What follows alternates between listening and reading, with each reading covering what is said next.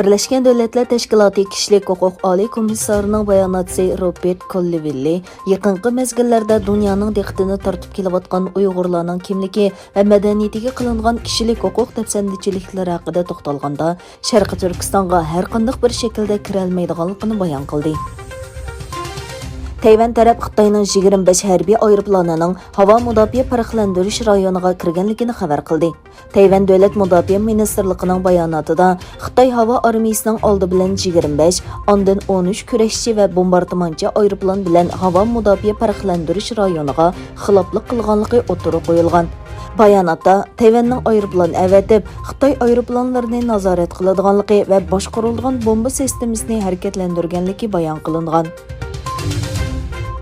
Türkiye'de yaşaydigan Uyg'urlar Xitoyning Sharqi Turkistonni ishg'ol qilganligining 72 yilligi munosabati bilan Beyjingning Sharqi Turkiston siyosatiga norozilik bildirdi.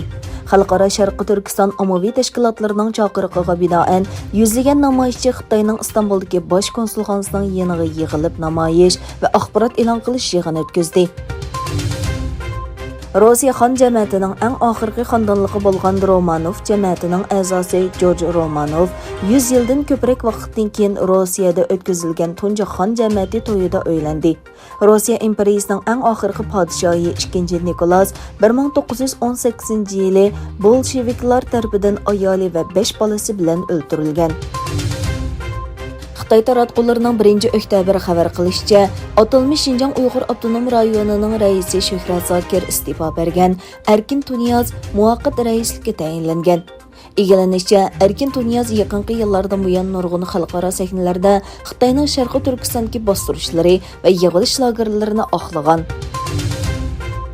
Xalqaro pul fondi tashkiloti shifrliq ekologiyalik sistemaning tez suratda ishining pul muomala muqimligi masalasi shundaqla yangi fursatlarni borliqqa keltirganligini bayon qilib, tadbir belgilaguvchilarning shifrliq mulkka yer shari o'lchimini qo'llanishi kerakligini o'tirib qo'ydi. Shimoliy Koreya yaqinda boshqarilgan bomba siniqiga yangi birini qo'shdi. Davlat taratqullaridagi xabarlarga qaraganda, aeroplanga qarshi yangi bir boshqarilgan bomba muvaffaqiyatli sinab qilingan.